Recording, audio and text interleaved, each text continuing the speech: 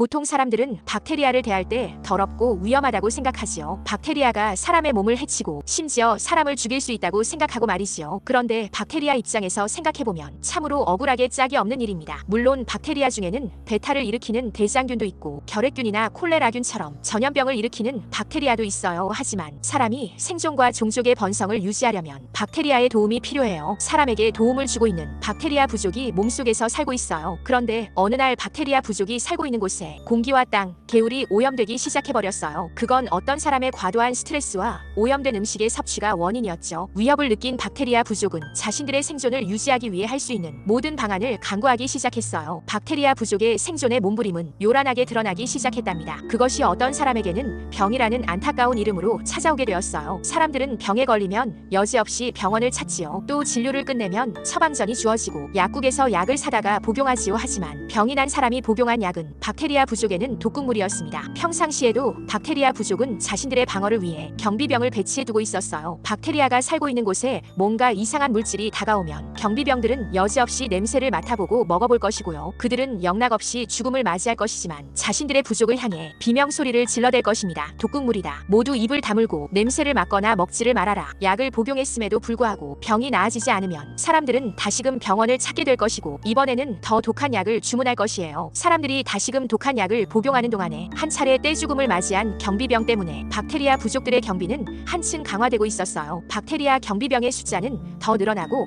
모두가 입을 굳게 다물었습니다. 경계가 대단히 엄중하고 삼엄해졌지요. 그런데 이게 어린 일일까요? 박테리아 경비병들이 모두 입을 다물고 있었음에도 불구하고 모두가 쓰러져 죽어가는 것이었어요. 사람들이 복용한 독한 약은 박테리아의 옷을 통과하여 피부까지 뚫고 말았던 것이지요. 박테리아 경비병들은 처절한 죽음을 맞이하면서도 부족을 향해 소리를 질렀어요. 입을 다물어도 소용없다. 독극물이 몸을 뚫고 들어온다. 마침내 박테리아 부족은 멸망할 수밖에 없는 마지막 순간을 맞이했어요. 모든 박테리아 가족들은 집에서 나와 비상회의 광장에 모여들었지요. 박테리아 부족장은 엄숙한 목소리로 자신의 부족민에게 선언했어요. 모두 갑옷을 들쳐 입어라. 그리고 모두가 장을 들고 총 공격하라. 이런 상황이 오자 어떤 사람의 입장에서는 슈퍼박테리아가 등장하게 된 것입니다. 심각한 상황이 도래하고 만 것이지요. 항생제 내성균인 슈퍼박테리아는 인류를 위협하는 새로운 질병이 되고 있어요. 슈퍼박테리아에 대한 새로운 접근이 필요한 시기이지요. 슈퍼박테리아는 항생제에 대한 내성이 생겨 그 어떤 항생제로도 치료되지 않는 균이에요. 이는 사람들이 스스로 만든 측면이 강합니다. 왜냐하면